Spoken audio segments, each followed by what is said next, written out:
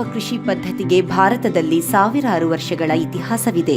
ಹೆಚ್ಚಿದ ಆಹಾರ ಬೇಡಿಕೆಗೆ ಅನುಗುಣವಾಗಿ ಕೃಷಿ ಉತ್ಪಾದನೆಯನ್ನು ಹೆಚ್ಚಿಸಲು ಕೆಲವು ಕಾಲ ರಾಸಾಯನಿಕಗಳ ಮೊರೆ ಹೋದರೂ ಬದಲಾದ ಕಾಲಮಾನದಲ್ಲಿ ಸಾವಯವ ಕೃಷಿಯ ಬಗೆಗೆ ಒಲವು ಮತ್ತಷ್ಟು ಹೆಚ್ಚುತ್ತಿದೆ. ಸರ್ಕಾರದ ವಿವಿಧ ನೀತಿಗಳು ಸಾವಯವ ಕೃಷಿಗೆ ಮತ್ತಷ್ಟು ಬೆಂಬಲವಾಗಿ ಒದಗಿ ಬಂದಿದೆ.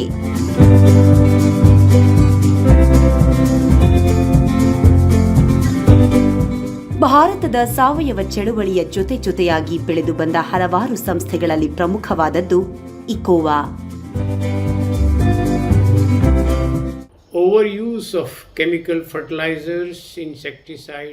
ಹಸಿರು ಕ್ರಾಂತಿಯ ಬಳಿಕ ಭಾರತದಲ್ಲಿ ರಾಸಾಯನಿಕಗಳ ಅತಿಯಾದ ಬಳಕೆಯು ಮಣ್ಣು, ನೀರು, ಅಂತರ್ಜಲವನ್ನು ಮಲಿನಗೊಳಿಸಿತು. ಇದರಿಂದ ಆರೋಗ್ಯದ ಮೇಲೆ ವ್ಯತಿರಿಕ್ತ ಪರಿಣಾಮ ಬೀರಲಾರಂಭಿಸಿತು. ಈ ಅಂಶಗಳನ್ನು ಗಮನಿಸಿ ಸಾವಯವ ಕೃಷಿ ಕುರಿತು ಅಧ್ಯಯನ ಮಾಡಲು ಆರಂಭಿಸಿದೆ. ಸಂಸತ್ ಸದನದಲ್ಲಿ ಹಾಗೂ ಇತರ ವೇದಿಕೆಗಳಲ್ಲಿ ನನ್ನ ಭಾಷಣವನ್ನು ಕೆಲವು ವಿದೇಶಿಯರು ಗುರುತಿಸಿದರು. ನಾನು ಪ್ಲಾನಿಂಗ್ ಕಮಿಷನ್ ಯೋಜನಾ ಆಯೋಗದ ಸದಸ್ಯನಾಗಿದ್ದಾಗ ನನಗೆ ಸ್ವಿಟ್ಜರ್ಲ್ಯಾಂಡಿನ ಫೀಬ್ಲ್ನಿಂದ ಫೆಡರಲ್ ಇನ್ಸ್ಟಿಟ್ಯೂಟ್ ಆಫ್ ಬಯಾಲಜಿಯಿಂದ ಆಮಂತ್ರಣ ಬಂದಿತ್ತು. ಬಳಿಕ ನಾನಲ್ಲಿಗೆ ತೆರಳಿ 9 ದಿನಗಳ ಕಾಲ ಆ ದೇಶದಲ್ಲಿ ಕೈಗೊಳ್ಳಲಾಗುವ ಸಾವಯವ ಕೃಷಿ ಚಟುವಟಿಕೆಯ ಬಗ್ಗೆ ಸಾಕಷ್ಟು ವಿಸ್ತಾರವಾಗಿ ಅಧ್ಯಯನ ಮಾಡಿದೆ. ನಾವು ಒಂದಷ್ಟು ಮಂದಿ ಗೆಳೆಯರು ಒಟ್ಟಾಗಿ ಸೇರಿ ಭಾರತದಲ್ಲಿ ಸಾವಯವ ಕೃಷಿಯ ಬಗ್ಗೆ ರಾಷ್ಟ್ರ ಹಾಗೂ ಜಾಗತಿಕ ಮಟ್ಟದಲ್ಲಿ ಜಾಗೃತಿ ಮೂಡಿಸುವ ಸಲುವಾಗಿ ಸಂಸ್ಥೆಯೊಂದನ್ನು ಆರಂಭಿಸಲು ನಿರ್ಧರಿಸಿದೆವು.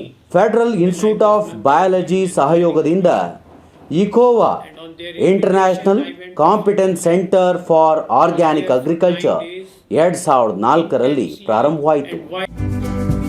ಸಾವಯವ ಕೃಷಿಯಲ್ಲಿ ತೊಡಗಿರುವ ಕೃಷಿ ಬಾಂಧವರು, ತಜ್ಞರು ಹಾಗೂ ಆಸಕ್ತರಿಗಾಗಿ ಸಾವಯವ ಕೃಷಿಯ ಕುರಿತು ಮಾಹಿತಿ ಒದಗಿಸಿಕೊಡುವ ಉದ್ದೇಶದಿಂದ ಆರಂಭಿಸಲಾದ ಇಕೋವಾವನ್ನು 2004ರಲ್ಲಿ ನೋಂದಾವಣೆ ಮಾಡಲಾಯಿತು. ಅಂದಿನಿಂದ ಇಂದಿನವರೆಗೂ ಸಾವಯವ ಕೃಷಿಯ ಕುರಿತಾದ ವಿವಿಧ ಕಾರ್ಯಕ್ರಮಗಳನ್ನು ಆಯೋಜಿಸುತ್ತಾ ಸಾವಯವ ಕೃಷಿಯಲ್ಲಿ ಪೂರ್ಣ ಪ್ರಮಾಣದಲ್ಲಿ ಪರಿಣತಿಯನ್ನು ಒದಗಿಸಿಕೊಡುತ್ತಿದೆ ಇಕೋವಾ.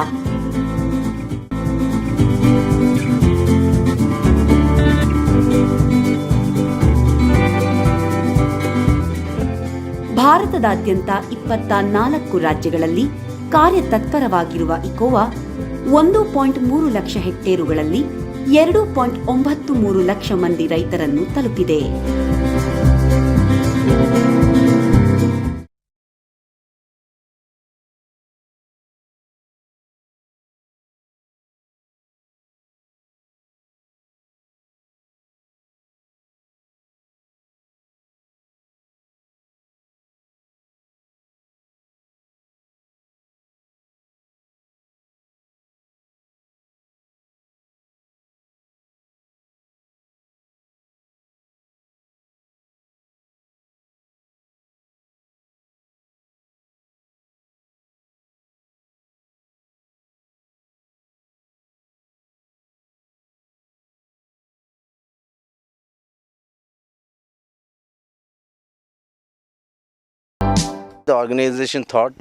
ಸಾವಯವ ಕೃಷಿಯ ಪ್ರಾತ್ಯಕ್ಷಿಕ ತರಬೇತಿ ಕೇಂದ್ರ ಸ್ಥಾಪಿಸಲು ನಿರ್ಧರಿಸಿ 2015ರಲ್ಲಿ ತಮಿಳುನಾಡಿನ ಡೆಂಕಣಿ ಕೊಟ್ಟೈನಲ್ಲಿ ಸ್ವಂತವಾಗಿ 8.5 ಎಕರೆ ಕೃಷಿ ಭೂಮಿಯನ್ನು ಖರೀದಿಸಿದೆವು. ಜೈವಿಕ ವಿಜ್ಞಾನ ಕೇಂದ್ರ ಜೆವಿಕೆ ಸಾವಯವ ಕೃಷಿಯನ್ನು ಕೈಗೊಳ್ಳ ಬಯಸುವ ಎಲ್ಲ ಕೃಷಿಕ ಬಾಂಧವರಿಗೂ ಹಾಗೂ ಕೃಷಿ ಆಸಕ್ತರಿಗೂ ಮಾದರಿ ಕಲಿಕಾ ಕೇಂದ್ರವಾಗಿ ರೂಪುಗೊಂಡಿದೆ. ಜೆವಿಕೆಯಲ್ಲಿ 30ರಿಂದ 35 ಮಂದಿಗೆ ವಸತಿ ಸೌಲಭ್ಯವೂ ಇದೆ. ಸಾವಯವ ಕೃಷಿಯ ವಿಶೇಷ ಪರಿಕಲ್ಪನೆಯಾದ ಜೈವಿಕ ಗ್ರಾಮದ ಪರಿಕಲ್ಪನೆಯನ್ನು ನೀವಿಲ್ಲಿ ನೋಡಬಹುದು. ಕೃಷಿ, ತೋಟಗಾರಿಕೆ, ಪಶುಸಂಗೋಪನೆ, ಸಾವಯವ ಗೊಬ್ಬರದ ಪೂರೈಕೆ, ಸಂಸ್ಕರಣೆ ಹಾಗೂ ಮಾರಾಟ ಇದೆಲ್ಲವನ್ನು ನೀವಿಲ್ಲಿ ಕಾಣಬಹುದು.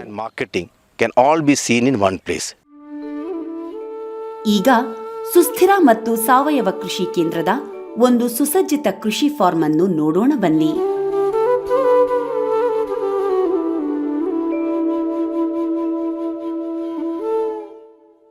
ತಮಿಳುನಾಡಿನ ಕೃಷ್ಣಗಿರಿ ಜಿಲ್ಲೆಯ ಡೆಂಕಣಿಕೊಟ್ಟಾಯ್ನಲ್ಲಿದೆ ಈ ಹಸಿರು ಭರಿತ ಕೃಷಿ ಫಾರ್ಮ್.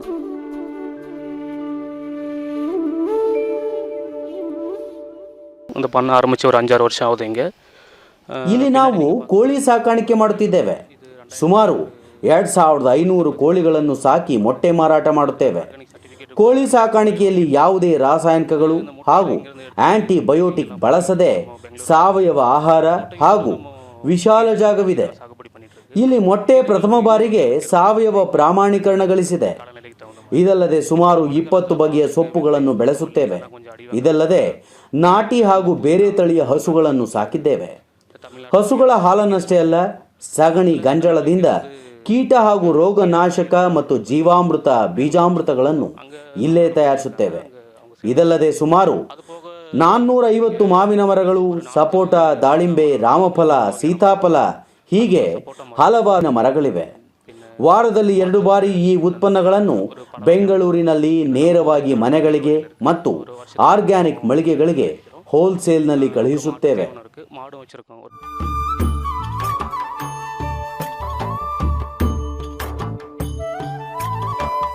ಪಶುಸಂಗೋಪನೆಯ ವಿವಿಧ ಮಾದರಿ ಘಟಕಗಳನ್ನು ಹೊಂದಿದೆ ಇಕೋವಾ. ಹೈನುಗಾರಿಕೆ, ಕೋಳಿ ಸಾಕಾಣಿಕೆ, ಸಿಹಿ ನೀರಿನ ಮೀನು ಸಾಕಾಣಿಕೆ, ಜೇನು ಕೃಷಿ ಹೀಗೆ ಈ ಎಲ್ಲ ಘಟಕಗಳಲ್ಲೂ ಸಾವಯವ ಪದ್ಧತಿಯನ್ನು ಅಳವಡಿಸಿಕೊಂಡಿರುವುದು ವಿಶೇಷ. ಇಲ್ಲಿ ದೇಶಿ ಹಾಗೂ ಮಿಶ್ರ ತಳಿಗಳ ಹಸುಗಳನ್ನು ಸಾಕಲಾಗುತ್ತಿದ್ದು, ಇವು ಹಾಲು ಉತ್ಪಾದನೆಗಷ್ಟೇ ಅಲ್ಲದೆ ಜೈವಿಕ ಗೊಬ್ಬರಗಳ ತಯಾರಿಕೆಗೂ ಸಹಕಾರಿಯಾಗಿ ಒದಗಿ ಬರುತ್ತಿದೆ. ನಾವು ಒಟ್ಟು ಒಂದು 2000 ಮೀನುಗಳು ಸಾಕ್ತಾ ಇದ್ದೀವಿ. ಅದಲ್ಲದೆ 11 ಹಸುಗಳಿದೆ. 11 ಹಸುಗಳಲ್ಲಿ 4 ಬಂದು ನಾಟಿ ತಳಿಗಳು, ಕಂಗಯಂ ತಳಿಗಳು. ನಮ್ಮ ಮಾವಿನ ತೋಟದಲ್ಲಿ ಒಟ್ಟು ನಮ್ಮದು 460 ಮಾವಿನ ಮರಗಳಿದೆ. ಅದಲ್ಲದೆ ಹಣ್ಣಿನ ಮರಗಳಂದರೆ ಚೇಪೆಕಾಯಿ ಮತ್ತು ಸಪೋಟ ಮರಗಳು ಇನ್ನೊಂದು 100 ಮರಗಳಿದೆ. ಸೊ ಹಣ್ಣಂತೂ ನಮಗೆ ಒಟ್ಟು ನಮಗೆ ಹೆಚ್ಚು ಕಡಿಮೆ ನಮಗೆ 7ರಿಂದ 8 ಟನ್ನು ವರ್ಷಕ್ಕೆ ಸಿಗುತ್ತೆ. ಎರೆಹುಳ ಗೊಬ್ಬರ ಒಂದು ನಾವು 35ರಿಂದ 40 ಟನ್ನು ವರ್ಷಕ್ಕೆ ನಾವು ಮಾಡ್ಕೊತಾ ಇದ್ದೀವಿ. ಅದಲ್ಲದೆ ನಾವು ಪಂಚಗವ್ಯ, ಜೀವಾಮೃತ ಮತ್ತು ನೀಮಾಸ್ತ್ರ ಈ ಥರ ನಾವು ಸ್ಪ್ರೇ ಮಾಡೋದೆಲ್ಲ ನಾವು ಇಲ್ಲೇ ಮಾಡ್ಕೊಳ್ಳೋದು.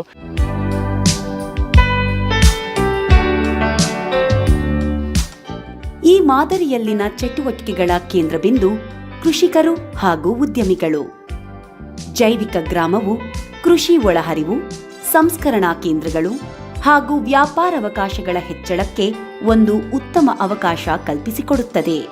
ವಿಶೇಷವಾಗಿ ಸಾಮುದಾಯಿಕ ಗೊಬ್ಬರ ಘಟಕಗಳು ಹಾಗೂ ಪ್ರಾಥಮಿಕ ಸಂಸ್ಕರಣಾ ಕೇಂದ್ರಗಳು ಉದ್ಯೋಗಾವಕಾಶ ಕಲ್ಪಿಸುವುದರೊಂದಿಗೆ ಸ್ವಾವಲಂಬಿ ಸಮುದಾಯದ ನಿರ್ಮಾಣಕ್ಕೆ ಪೂರಕವಾದುದು ಎನ್ನುತ್ತಾರೆ ತಜ್ಞರು.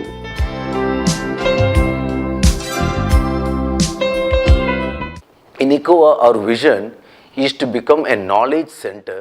ಸಾವಯವ ಕೃಷಿ ಹಾಗೂ ಕೃಷಿ ಉದ್ಯಮದಲ್ಲಿ ಉತ್ತಮ ಜ್ಞಾನ ಕೇಂದ್ರ, ನಾಲೆಡ್ಜ್ ಸೆಂಟರ್ ಆಗಬೇಕೆಂಬುದೇ ಇಕೋವಾದ ಧ್ಯೇಯೋದ್ದೇಶ. ಸಾವಯವ ಕೃಷಿ ಸಂಸ್ಥೆಗಳು, ರೈತರು, ಉದ್ಯಮಿಗಳು ಹಾಗೂ ಸಾವಯವ ಕೃಷಿಯಲ್ಲಿ ಆಸಕ್ತರಿಗೆ ತರಬೇತಿ ಕೊಟ್ಟು ಸಮರ್ಥರನ್ನಾಗಿ ಮಾಡುವುದೇ ನಮ್ಮ ಗುರಿ. ಇದು ಒಳಗೊಂಡಿರುವ ಮುಖ್ಯ ಕಾರ್ಯಸ್ತಂಭಗಳು ಪಾಲಿಸಿ ಆ್ಯಂಡ್ ಅಡ್ವೊಕೇಸಿ, ಸರ್ಕಾರದ ನೀತಿ ಮತ್ತು ಸಲಹೆ, ಮಾರ್ಕೆಟ್ ಡೆವಲಪ್ಮೆಂಟ್, ಮಾರುಕಟ್ಟೆ ಅಭಿವೃದ್ಧಿ, ಕೆಪಾಸಿಟಿ ಬಿಲ್ಡಿಂಗ್, ಸಾಮರ್ಥ್ಯ ಅಭಿವೃದ್ಧಿ, ಸ್ಟ್ಯಾಂಡರ್ಡ್ಸ್ ಆ್ಯಂಡ್ ಸರ್ಟಿಫಿಕೇಶನ್, ಮಾನದಂಡ ಹಾಗೂ ಪ್ರಾಮಾಣೀಕರಣ ಮತ್ತು ಸಂಶೋಧನೆ ಹಾಗೂ ತಂತ್ರಜ್ಞಾನ. The farming communities etc. can be helped or benefited by the policies. ಸಾವಯವ ತತ್ವಗಳನ್ನು ಮೂಲವಾಗಿರಿಸಿಕೊಂಡು ಪ್ರಾಯೋಗಿಕ ಪ್ರಾತ್ಯಕ್ಷಿಕೆ, ಬೆಳೆ ಉತ್ಪಾದನೆ, ಪ್ರಮಾಣೀಕರಣ ಇವೇ ಮೊದಲಾದ ಕೃಷಿ ಉತ್ಪಾದನಾ ಸಾಮರ್ಥ್ಯದ ಹೆಚ್ಚಳದ ವಿವಿಧ ಮಜಲುಗಳ ತರಬೇತಿಯನ್ನು ಒದಗಿಸಿಕೊಡಲಾಗುತ್ತಿದೆ. Organic farming is still very ಸಾವಯವ ಕೃಷಿ ಇಂದಿಗೂ ಹೊಸದೇ ಎನಿಸುತ್ತದೆ. 2004ರಲ್ಲಿ ನಾವು ಆರಂಭಿಸಿದಾಗ ಕರ್ನಾಟಕ ಸೇರಿದಂತೆ ದೇಶಾದ್ಯಂತ ಸಾವಯವ ಕೃಷಿ ಹೊಸದೇ ಆಗಿತ್ತು. ಈ ನಿಟ್ಟಿನಲ್ಲಿ ಸಾವಯವ ಕೃಷಿಯ ಬಗ್ಗೆ ರೈತರಲ್ಲಿ ಜಾಗೃತಿ ಮೂಡಿಸಿ ತರಬೇತಿ ನೀಡಿ ಸಾವಯವ ಕೃಷಿ ಅಳವಡಿಸಿಕೊಂಡು ಅಭಿವೃದ್ಧಿಗೆ ಶ್ರಮಿಸುತ್ತಿದ್ದೇವೆ. ಸಾಕಷ್ಟು ತರಬೇತಿ ಕಾರ್ಯಕ್ರಮಗಳನ್ನು ಹಾಗೂ ಕಾರ್ಯಾಗಾರಗಳನ್ನು ದೇಶಾದ್ಯಂತ ಹಮ್ಮಿಕೊಳ್ಳಲಾಗಿದೆ.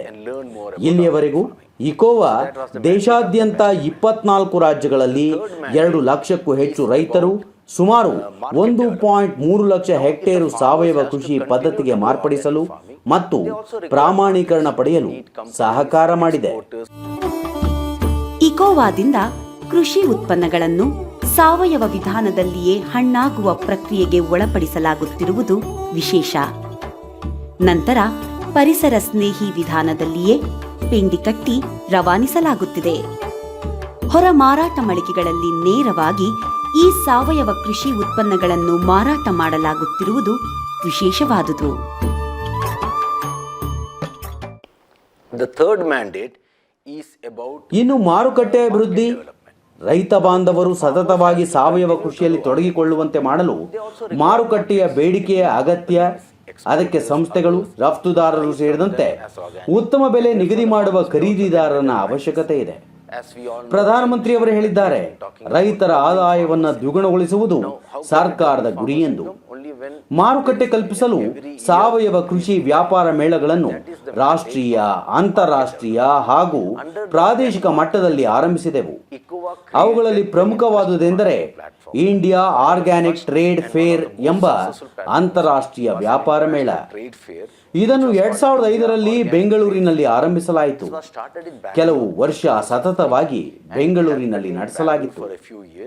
ಬಯೋಫ್ಯಾಕ್ ಜರ್ಮನಿಯಲ್ಲಿ ನಡೆಯುವ ವಿಶ್ವದ ಅತಿ ದೊಡ್ಡ ಸಾವಯವ ಮೇಳವಾಗಿದೆ.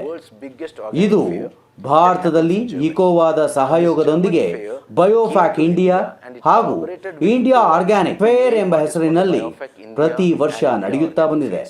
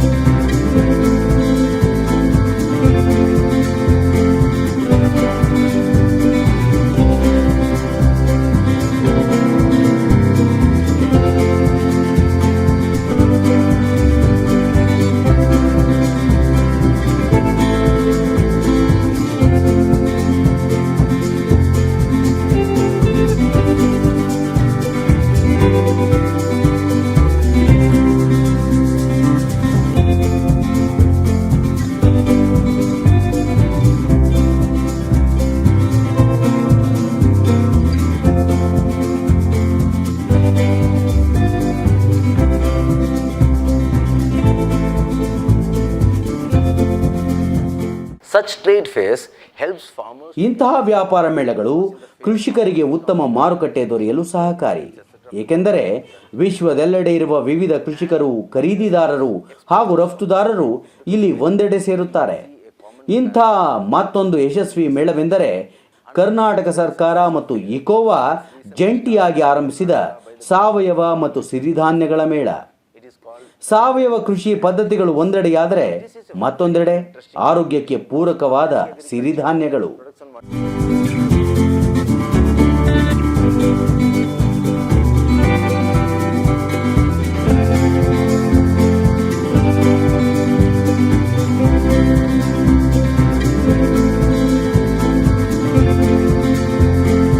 For anything to ಯಾವುದೇ ವಿಚಾರದಲ್ಲಿ ಮುನ್ನಡೆಯಲು ಸಂಶೋಧನಾ ಮಾಹಿತಿ ಹಾಗೂ ತಂತ್ರಜ್ಞಾನಗಳ ಅವಶ್ಯಕತೆ ಇದೆ.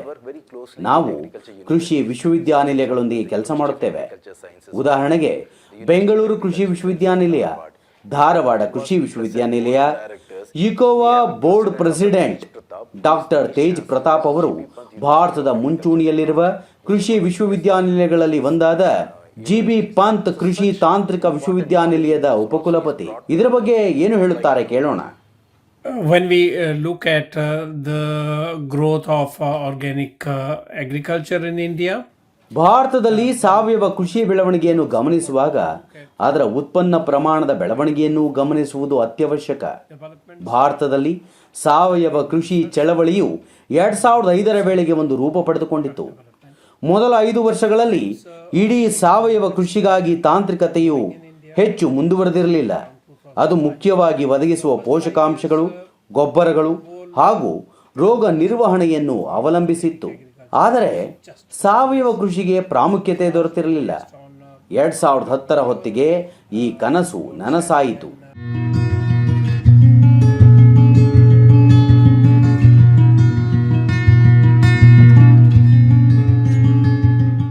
largely cultural practices. ಭಾರತದಲ್ಲಿ ಸಾವಯವ ಕೃಷಿಕರ ಸಂಖ್ಯೆಯಲ್ಲಿ ಹೆಚ್ಚಳವಾಯಿತು. 2020 ಸಮಯದಲ್ಲಿ ಸಾಕಷ್ಟು ಅಭಿವೃದ್ಧಿ ನೋಡಿದ್ದೇವೆ. ಸಾಕಷ್ಟು ಕೃಷಿ ನವೋದ್ಯಮಿಗಳು ಹಾಗೂ ನವೋದ್ಯಮಗಳು ರಫ್ತಿನ ಮೇಲೆ ಗಮನ ಕೇಂದ್ರೀಕರಿಸಿವೆ. ಆದರೆ ಕಳೆದ ದಶಕದಲ್ಲಿ ರೈತ ಬಾಂಧವರಿಗೆ ಅಗತ್ಯವಿರುವ ಸಸ್ಯ ಸಂರಕ್ಷಣೆಯ ಕುರಿತಾಗಿ ಸಾವಯವ ಕೃಷಿ ಸಂಶೋಧನೆ ಹಾಗೂ ತಾಂತ್ರಿಕತೆಯಲ್ಲಿ ಹೆಚ್ಚಿನ ಬೆಳವಣಿಗೆಯಾಗದಿರುವುದು ವಿಷಾದನೀಯ. ಉದಾಹರಣೆಗೆ, ರೈತರಿಗೆ ತರಕಾರಿಗಳನ್ನು ಬೆಳೆಯುವುದು ಹಾಗೂ ಕೀಟನಾಶಕಗಳನ್ನು ಬಳಸುವುದು ಗೊತ್ತಿದೆ, ಆದರೆ ಸಾವಯವ ಕೃಷಿ ಪದ್ಧತಿಯಲ್ಲಿ ರೋಗಗಳ ನಿರ್ವಹಣಾ ವಿಧಾನದ ಬಗ್ಗೆ ಹೆಚ್ಚು ತಿಳಿಯದೆ ಹತಾಶರಾಗಿ ರಾಸಾಯನಿಕಗಳ ಮೊರೆ ಹೋಗುತ್ತಾರೆ. ಭಾರತೀಯ ಸಂಶೋಧನಾ ಸಂಸ್ಥೆಗಳು ಹಾಗೂ ಕೃಷಿ ಸಂಸ್ಥೆಗಳು ತಂತ್ರಜ್ಞಾನ ರೂಪಿಸಲು ಹೆಚ್ಚಿನ ಆದ್ಯತೆ ನೀಡಿಲ್ಲ. ಅಂತಾರಾಷ್ಟ್ರೀಯ ಮಟ್ಟದಲ್ಲಿ ತಂತ್ರಜ್ಞಾನ ಲಭ್ಯವಿದೆ, ಆದರೆ ಭಾರತ ಸರ್ಕಾರದ ನಿಯಮಾವಳಿಗಳ ಪ್ರಕಾರ ಆ ತಾಂತ್ರಿಕತೆಗಳನ್ನು ಭಾರತಕ್ಕೆ ಆಮದು ಮಾಡಿಕೊಳ್ಳಲಾಗದು. ಹಾಗಾಗಿ ಸಸ್ಯ ಸಂರಕ್ಷಣೆಗಾಗಿ ಸ್ಥಳೀಯ ಅಥವಾ ಪ್ರಾದೇಶಿಕ ನಿಯಮಗಳು ಮತ್ತು ತಂತ್ರಜ್ಞಾನ ಬೆಳವಣಿಗೆಯ ಅವಶ್ಯಕತೆ ಇದೆ.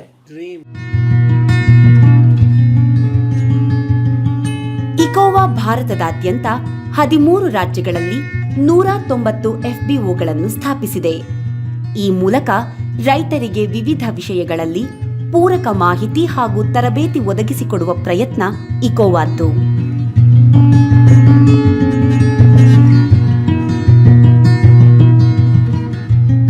ರೈತರಿಂದ ರೈತರಿಗಾಗಿ ರೈತರಿಗೋಸ್ಕರ ಇರುವುದೇ ರೈತ ಉತ್ಪಾದಕರ ಸಂಸ್ಥೆಗಳು, ಅಂದರೆ FPOಗಳು. ರೈತರ ಆರ್ಥಿಕ ಹಾಗೂ ಸಾಮಾಜಿಕ ಸ್ಥಿತಿಗಳನ್ನು ಉತ್ತಮಗೊಳಿಸಲು, ಉತ್ಪಾದನೆಗಳಿಗೆ ಒಳ್ಳೆಯ ಬೆಲೆ ಹಾಗೂ ಮಾರುಕಟ್ಟೆ ಅವಕಾಶ ಕಲ್ಪಿಸಿಕೊಡಲು ಇವು ಸಹಕಾರಿ. ಅಲ್ಲದೆ ಸಾರಿಗೆಯಲ್ಲಿ ಉಳಿತಾಯ, ಬ್ರ್ಯಾಂಡಿಂಗ್ ಅಂಡ್ ಪ್ಯಾಕೇಜಿಂಗ್, ಮೌಲ್ಯವರ್ಧನೆ ಹೀಗೆ ಹಲವಾರು ಲಾಭಗಳಿವೆ. ಕೇಂದ್ರ ಸರ್ಕಾರ ಹಾಗೂ ರಾಜ್ಯ ಸರ್ಕಾರ ರೈತ ಉತ್ಪಾದಕರ ಸಂಸ್ಥೆಗಳಿಗೆ ಬೆಂಬಲ ನೀಡುತ್ತಿವೆ.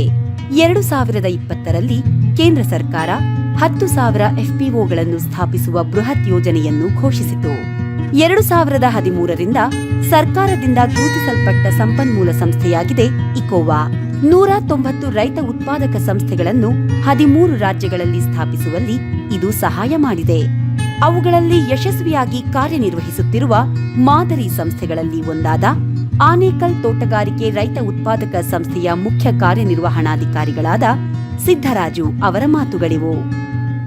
ನಮ್ಮ ಕಂಪನಿ ತೋಟಗಾರಿಕೆ ಇಲಾಖೆಯ ಪ್ರಾಯೋಗಿಕತ್ವದಲ್ಲಿ ಸ್ಟಾರ್ಟಿಂಗು 2016 ಮಾರ್ಚ್ 8ರಲ್ಲಿ ನೋಂದಣಿ ಆಯಿತು. ಈಗ ಮತ್ತೆ ರೈತರು ಪರವಾಗಿ ರೈತರಿಗೆ ಬೇಕಾದಂಥ ಉತ್ಪನ್ನಗಳಿಗೆ ಮಾರುಕಟ್ಟೆಗೆ ಒದಗಿಸ್ಕೊಡುವಂಥದ್ದು ಮತ್ತು ರೈತರಿಗೆ ಬೇಕಾದಂಥ ಇನ್ಪುಟ್ಟು ಕೃಷಿ ಸಾಮಗ್ರಿಗಳನ್ನ ಯೋಗ್ಯ ರಿಯಾಯಿತಿ ದರದಲ್ಲಿ ಒದಗಿಸ್ಕೊಡುವ ಉದ್ದೇಶದಿಂದ 2016ರಲ್ಲಿ ಇದು ಕೆಲಸ ಪ್ರಾರಂಭಿಸಿತು. ಈ ತಾಲೂಕಿನ ವ್ಯಾಪ್ತಿನಲ್ಲಿ 39 ಹಳ್ಳಿಗಳಿಂದ 50 FIGಗಳು ರೈತ ಆಸಕ್ತ ಗುಂಪುಗಳು ಇದರಲ್ಲಿ ಕಾರ್ಯನಿರ್ವಹಿಸ್ತಾ ಇದ್ದಾವೆ. ಜೊತೆಗೆ ರೈತರು ಬೆಳೆದಂಥ ಉತ್ಪನ್ನಗಳಿಗೆ ಮಾರುಕಟ್ಟೆಗೆ ಒದಗಿಸೋ ನಿಟ್ಟಿನಲ್ಲೂ ಕೂಡ ಕೆಲಸ ಮಾಡ್ತಾ ನಮ್ಮ ತೋಟಗಾರಿಕೆ ಅಂಗಸಂಸ್ಥೆಯಾದಂಥ ಆಪ್ಕಾಮ್ಸ್ಗೆ ಮೇಜರಾಗಿ ನಾವು ಸಪ್ಲೈ ಕೊಡ್ತಾ ಇದ್ದೀವಿ. ಜೊತೆಗೆ ಕಸ್ಟಮರಿಂಗ್ ಸೆಂಟ್ರನ್ನು ಬಾಡಿಗೆ ಯಂತ್ರೋಪಕರಣಗಳ ಬಾಡಿಗೆ ಕೇಂದ್ರ ಅಂತ ಶುರು ಮಾಡಿದ್ದೀವಿ. ರೈತರುಗಳಿಗೆ ಕಡಿಮೆ ಬೆಲೆಯಲ್ಲಿ ಕೃಷಿ ಪರಿಕರಗಳು ಮತ್ತು ಕೃಷಿ ವ್ಯವಸಾಯ ಯೋಗ್ಯ ಉಪಕರಣಗಳನ್ನ ಕಡಿಮೆ ದರಗಳಲ್ಲಿ ಒದಗಿಸೋದು ಇದ್ರ ಮೇನ್ ಉದ್ದೇಶ ಆಗಿದೆ. ಜೊತೆಗೆ ಕೆಲವೊಂದು NGOಗಳು ಮತ್ತು ಕೆಲವೊಂದು ಸಂಸ್ಥೆಗಳು ಕೂಡ ಉಚಿತವಾಗಿ ಕೋಲ್ಡ್ ಸ್ಟೋರೇಜ್ನ ಕೊಟ್ಟಿದ್ದಾವೆ. ಅದನ್ನು ಕೂಡ ಗ್ರಾಮ ಮಟ್ಟದಲ್ಲಿ ಪಂಚಾಯಿತಿ ಮಟ್ಟದಲ್ಲಿ ರೈತರುಗಳಿಗೆ ಅನುಕೂಲ ಆಗುವಂಥ ಕೆಲವೊಂದು ಕಡೆಗಳಲ್ಲಿ ಇಟ್ಟು ರೈತರುಗಳಿಗೆ ಕೋಲ್ಡ್ ಸ್ಟೋರೇಜ್ನ ಸದುಪಯೋಗ ಪಡಿಸ್ಕೊತಾ ಇದ್ದಾರೆ. ಜೊತೆಗೆ ಮಣ್ಣು ಪರೀಕ್ಷೆ ಲ್ಯಾಬು ಕೂಡ ಇತ್ತೀಚೆಗೆ ಪ್ರಾರಂಭ ಆಗ್ತಾ ಇದೆ. ಈಗ ಮಣ್ಣು ಪರೀಕ್ಷೆ ಕೇಂದ್ರಗಳಿಗೆ ನಮ್ಮ ರೈತರುಗಳು ತುಂಬ ದೂರಕ್ಕೆ ಹೋಗಬೇಕಾಗಿತ್ತು. ಇದರಿಂದ ಮಣ್ಣು ಪರೀಕ್ಷೆ ಇಲ್ಲೇ ಆಗೋದ್ರಿಂದ ಮಣ್ಣಿಗೆ ಯಾವ ಗೊಬ್ಬರಗಳನ್ನ ಹಾಕಬೇಕು, ಏನೇನು ಬೆಳೆ ಇಡಬೇಕು ಅನ್ನೋದ್ರ ಅರಿವುಗಳು ಜಾಸ್ತಿ ಮಣ್ಣು ಪರೀಕ್ಷೆಯಿಂದ ಅನುಕೂಲ ಆಗಿದೆ. ಇಂಪಾರ್ಟೆಂಟಾಗಿ ನಮಗೆ ತೋಟಗಾರಿಕೆ ಇಲಾಖೆಯಲ್ಲಿ ಪ್ರಾಯೋಜಕತ್ವ ಆದ್ರೂ ಕೂಡ 3 ವರ್ಷ ನಮಗೆ ಕ್ಷೇತ್ರ ಸಂಪನ್ಮೂಲ ಸಂಸ್ಥೆಯಾಗಿ ಇಕೋವಾ ಸಂಸ್ಥೆ ನಮಗೆ ಮಾರ್ಗದರ್ಶನ ನೀಡ್ತಾ ಇತ್ತು. ಈಗ ಪ್ರಾಜೆಕ್ಟ್ ಮುಗಿದಿದ್ರೂ ಕೂಡ ಕಂಟಿನ್ಯೂಸ್ಲಿನಲ್ಲಿ ಅವ್ರ ಮಾರ್ಗದರ್ಶನ ಈಗಲೂ ಕೂಡ ನಮಗಿದೆ. ಈಗ ನಮ್ಮ ಎಲ್ಲ FIG ರೈತರುಗಳು ಅಷ್ಟೇ ಅಣಬೆ ಬೇಸಾಯ ಆಗ್ಬೋದು, ಇನ್ನೊಂದು ಮಾಡೆಲ್ಲು ತರಕಾರಿ ಇದಾಗ್ಬೋದು, ಪ್ರತಿಯೊಂದು ಈಗ ತರಕಾರಿ ಮಾರ್ಕೆಟೇ ಆಗ್ಬೋದು, ಇವನ್ನೆಲ್ಲ ಒಂದೊಂದು FIGನೂ ಕೂಡ ಇಂಡಿವಿಜುವಲಾಗಿ ಮಾಡ್ತಾ ಕಂಪ್ನಿ ಏಳಿಗೆನಲ್ಲಿ ತಾವು ಕೂಡ ಏಳಿಗೆನ ಮಾಡ್ತಾ ಮುಂದುವರಿತಾ ಇದೆ. ಈಗ ಇಕೋ ಮಾರ್ಗದರ್ಶನದಲ್ಲಿ ನಾವು ವರ್ಕ್ ಮಾಡ್ತಾ ಜೊತೆಗೆ 2016ರಿಂದ ಮೊದಲನೇ ವರ್ಷದಲ್ಲಿ 1 ಕೋಟಿ, ಎರಡನೇ ವರ್ಷದಲ್ಲಿ 3.5 ಕೋಟಿ, ಮತ್ತು 4ನೇ ವರ್ಷದಲ್ಲಿ 5.5, ಮತ್ತು ಈಗ 6 ಕೋಟಿ, ಒಟ್ಟು ಕಂಪನಿ ಸ್ಟಾರ್ಟ್ ಆದ 5 ವರ್ಷಗಳಲ್ಲಿ 25 ಕೋಟಿಗೂ ಹೆಚ್ಚು ವ್ಯವಹಾರ ನಡೆಸಿದೆ. 1000 ರೈತರುಗಳು ಅಲ್ಲದೆ ಪಕ್ಕದ ಕನಕಪುರ ತಾಲೂಕು ಮತ್ತು ತಮಿಳುನಾಡಿನ ಕೆಲವೊಬ್ಬರು ರೈತರುಗಳು ಕೂಡ ಹೆಚ್ಚು ಸದುಪಯೋಗನ ಈ FPOದಿಂದ ಬಳಸ್ಕೊತಾ ಇದ್ದಾರೆ. ಜೊತೆಯಲ್ಲೂ ಕೂಡ ರೈತರುಗಳಿಗೆ ಬೇಕಾದ ಇಲಾಖೆ ಸವಲತ್ತುಗಳನ್ನೆಲ್ಲ ಕೊಡಿಸುವ ನಿಟ್ಟಿನಲ್ಲೂ ಕೂಡ ನಮ್ಮ ಆನೇಕಲ್ FPO ವರ್ಕ್ ಮಾಡ್ತಾ ಇದೆ. ಕೃಷಿ ಉತ್ಪನ್ನಗಳನ್ನು ಸಾವಯವ ಪ್ರಮಾಣೀಕರಣದ ಅಡಿಯಲ್ಲಿ ಮಾರಾಟ ಮಾಡಲು ರಾಷ್ಟ್ರೀಯ ಸಾವಯವ ಕಾರ್ಯಕ್ರಮದ ಮಾನದಂಡಗಳಿರುವಂತೆಯೇ ವಿವಿಧ ದೇಶಗಳ ಆಮದುದಾರರ ಪ್ರತ್ಯೇಕ ಸಾವಯವ ಮಾನದಂಡಗಳಿವೆ. Singapore. ಸಾವಯವ ಕೃಷಿ ಪದ್ಧತಿಯಲ್ಲಿ ಸಾವಯವ ಪ್ರಮಾಣೀಕರಣ ಮಾಡಲಾಗುತ್ತದೆ.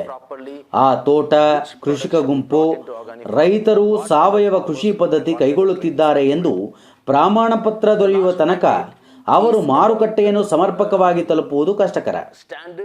ಭಾರತದಲ್ಲಿ 2 ವಿಧದ ಪ್ರಮಾಣ ಪತ್ರಗಳಿವೆ. ಮೊದಲನೆಯದು ಥರ್ಡ್ ಪಾರ್ಟಿ ಸರ್ಟಿಫಿಕೇಶನ್, ಎಂದರೆ 3ನೇ ಪಕ್ಷ ಪ್ರಮಾಣೀಕರಣ. ಎರಡನೆಯ ಪ್ರಮಾಣೀಕರಣವೆಂದರೆ ಪಾರ್ಟಿಸಿಪೇಟರಿ ಗ್ಯಾರಂಟಿ ಸಿಸ್ಟಮ್, ಭಾಗವಹಿಸುವಿಕೆಯ ದೃಢೀಕರಣ ವ್ಯವಸ್ಥೆ.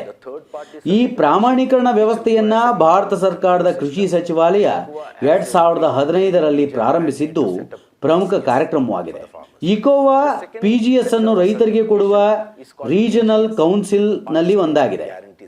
ಈ ಯೋಜನೆಯಲ್ಲಿ ರೈತರು ಹಾಗೂ ರೈತರ ಗುಂಪು ತಾವೇ ಬಹಳ ಕಡಿಮೆ ಖರ್ಚಿನಲ್ಲಿ ಸುಲಭವಾಗಿ ಸಾವಯವ ಕೃಷಿ ಅಳವಡಿಸಿಕೊಂಡು ಆರ್ಗ್ಯಾನಿಕ್ ಸರ್ಟಿಫಿಕೇಶನ್ ಪ್ರಮಾಣ ಪತ್ರ ಪಡೆಯಬಹುದು. What we are now trying to offer is eco organics as a label for ನಾವೀಗ such farmers. ಇಕೋ ಆರ್ಗ್ಯಾನಿಕ್ ಎಂಬ ನಾಮಾಂಕಿತವನ್ನು ಸಾವಯವ ಪ್ರಮಾಣೀಕರಣದ ಜೊತೆಗೆ ದೃಢೀಕರಣವಾಗಿ ಪ್ರಾರಂಭಿಸಿದ್ದೇವೆ. ರೈತ ಬಾಂಧವರಿಗೆ, ಕೃಷಿ ಸಂಸ್ಥೆಗಳಿಗೆ, ಕಾರ್ಯಚಟುವಟಿಕೆಗಳಿಗೆ, ಅಂಗಡಿ ಮುಂಗಟ್ಟುಗಳಿಗೆ, ಸಾವಯವ ಕೃಷಿ ಆಸಕ್ತರಿಗೆ ತಮ್ಮ ಉತ್ಪನ್ನಗಳ ಮೌಲ್ಯವರ್ಧನೆಗೆ ಇದು ಸಹಕಾರಿಯಾಗಿದೆ. ಇದು ಗುರುತಿಸುವಿಕೆಯೊಂದಿಗೆ ಸಾವಯವ ಕೃಷಿ ಚಟುವಟಿಕೆಯನ್ನು ಮುನ್ನಡೆಸಲು ಹೆಚ್ಚು ಸಹಕಾರಿ.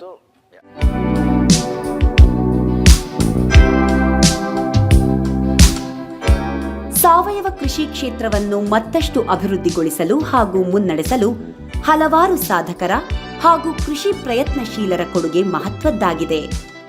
ಈ ನಿಟ್ಟಿನಲ್ಲಿ ಅವರನ್ನು ಪ್ರೋತ್ಸಾಹಿಸಲು ಇಕೋವಾ ವತಿಯಿಂದ ಜೈವಿಕ್ ಇಂಡಿಯಾ ಪ್ರಶಸ್ತಿಗಳನ್ನು 2018ರಿಂದ ಪ್ರತಿ ವರ್ಷ ಕೊಡಮಾಡಲಾಗುತ್ತಿದೆ. ರಾಷ್ಟ್ರೀಯ ಮಟ್ಟದಲ್ಲಿ ಪ್ರದಾನ ಮಾಡಲಾಗುವ ಪ್ರತಿಷ್ಠಿತ ಜೈವಿಕ್ ಇಂಡಿಯಾ ಪ್ರಶಸ್ತಿಯು ಸಾವಯವ ಕೃಷಿ ಪ್ರೇಮಿಗಳಿಗೆ ಪ್ರೇರಣಾದಾಯಕವಾದುದು. ಭರತ್ ಭೂಷಣ್ ತ್ಯಾಗಿ,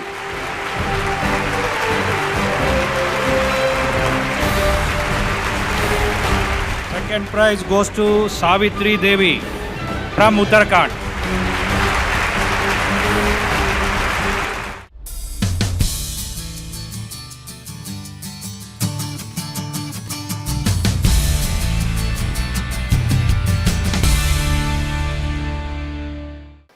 This is our head office located in Jayanagar, Bangalore.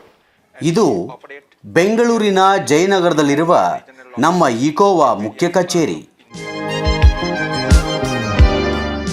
ಇದಲ್ಲದೆ ದೆಹಲಿ, ಅಸ್ಸಾಂ, ಹಿಮಾಚಲ ಪ್ರದೇಶ, ಬಿಹಾರ, ಸಿಕ್ಕಿಂನಲ್ಲಿ ರಾಜ್ಯ ಹಾಗೂ ಪ್ರಾದೇಶಿಕ ಕಚೇರಿಗಳಿವೆ. ದೇಶದ ಬೇರೆ ಬೇರೆ ಪ್ರದೇಶಗಳಿಂದ 300ಕ್ಕೂ ಹೆಚ್ಚು ಪ್ರತಿಭಾವಂತ ನೌಕರರು, ಪರಿಣಿತರು ಇಂದು ಇಕೋವಾ ಕುಟುಂಬದಲ್ಲಿ ಜೊತೆಗೂಡಿ ಸಾವಯವ ಕೃಷಿಯ ಪ್ರಚಾರಕ್ಕಾಗಿ ಶ್ರಮಿಸುತ್ತಿದ್ದೇವೆ. ರೈತ ಬಾಂಧವರು, ರೈತ ಸಂಘಟನೆಗಳು, ಸ್ವಯಂ ಸೇವಾ ಸಂಸ್ಥೆಗಳು, ವ್ಯಾಪಾರ ಸಂಸ್ಥೆಗಳು, ಸಂಶೋಧಕರು, ಉಪನ್ಯಾಸಕರು, ಕೃಷಿ ವಿದ್ಯಾರ್ಥಿಗಳು, ಪ್ರಮಾಣೀಕರಣ ಸಂಸ್ಥೆಗಳು ಇಕೋವಾದ ವಿವಿಧ ಕಾರ್ಯಕ್ರಮಗಳಲ್ಲಿ ಭಾಗಿಯಾಗಲು ಹಾಗೂ ಕೇಂದ್ರದ ಸದಸ್ಯತ್ವ ಪಡೆಯಲು ಸಂಪರ್ಕಿಸಬಹುದು.